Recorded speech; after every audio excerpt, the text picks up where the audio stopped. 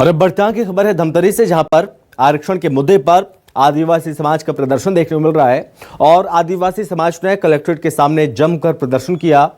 एक प्रदर्शनकारी ने कलेक्ट्रेट में आग लगाने की धमकी दी। मांगों की सुनवाई न होने पर आग लगाने की धमकी दी। सर्व आदिवासी समाज के जिला अध्यक्ष ने धमकी की बात से इनकार किया। मांगों के संबंध में शासन के नाम कलेक्टर को ज्ञापन सौंपा। आदिवासी समाज की मांग है जनगणना के आंकड़े 2011 को माना जाए।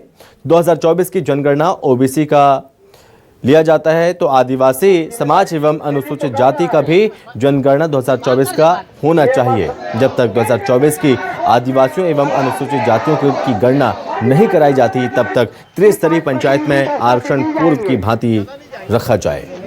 सब रखता है, ताकत मतलब जिम्मेदारी नेतृत्व तो कर रहा है।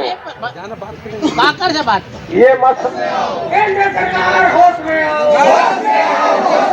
आदिवासियों को बर्दाश्त करना बंद करो कि 5 प्रतिनिधि 10 प्रतिनिधि जाएंगे, ज्यादा नहीं जाएंगे।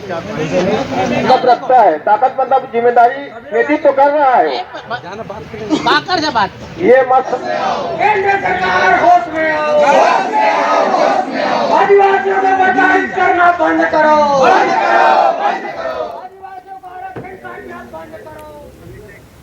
इस पर ज्यादा जानकारी के साथ संवाददाता अभिषेक हमारे साथ जुड़ रहे हैं। तो अभिषेक, क्या जानकारी इस पूरे मामले पर और क्या कुछ प्रमुख मांगे हैं?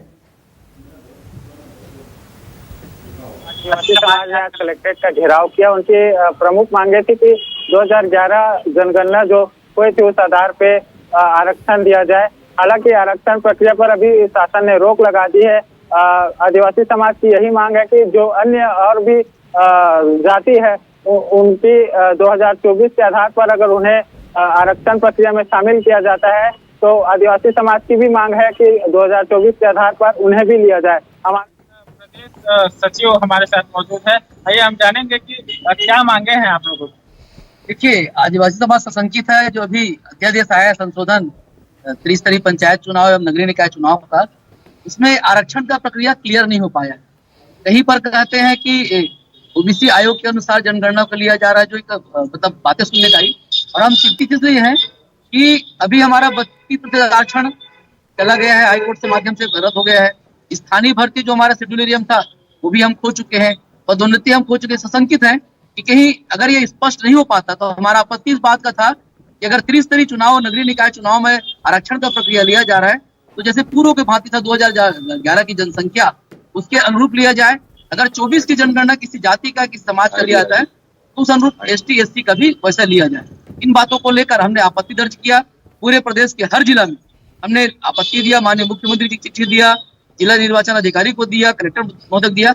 इसी तारतम्य में आज धमतरी जिला में ST SC संयुक्त मोर्चा के द्वारा माननीय जी रखन मरे जी के नेतृत्व में आज कलेक्ट्रेट में जाकर ज्ञापन दिया गया। हमारे साथ जिला अध्यक्ष भी मौजूद है। आइए हम उनसे भी बात करें, क्या दिक्कतें आई। दिक्कतें आई कि यह धमतरी जिला का जो पॉपुलेशन है ST SC और खासकर OBC का, उसका जो अंतर आ रहा है उसमें सीधा 19% का फर्क पड़ेगा।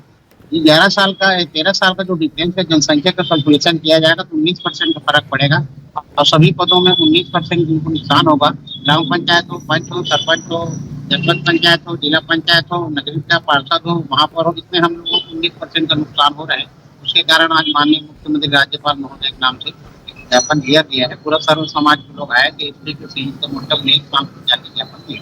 आरक्षण जैसे रोक दी गई है उसके बाद भी आप मांग कर रहे हैं कि जिस हिसाब से OBC को दिया जा रहा है बस ये आपके अनुसूचित जाति और जनजाति को भी दिया जाए। अभी उनका ये कहना है कोई तकनीकी दिक्कत आ जाए उसके कारण रोका गया है, उसको निरस्त रहे ST SC का। और 2024 का जो जनसंख्या OBC के ले रहे हैं उसमें हम लोगों को घोर आपत्ति। पहले बात तो आयोग का किसी भी जाति का जनगणना कराने का अधिकार नहीं हो, केंद्र सरकार का नियंत्रण रहता है। और कोई आयोग यदि कोई जनगणना करा करके राज्य शासन को दे और राज्य शासन उसका पालन करे, ये तो गंभीर अपराध है, अपराध की श्रेणी में आता है। उसके कारण हम लोग सशंकित है। उसके कारण हम लोग आज धरना आंदोलन प्रदर्शन कलेक्टर के खिलाफ किए। जी अभिषेक, ठीक है, बहुत धन्यवाद आपका तमाम जानकारी के लिए। तो लोगों की प्रमुख मांग है और इस मांग को लेकर कलेक्ट्रेट के सामने प्रदर्शन किया है आदिवासी समाज ने।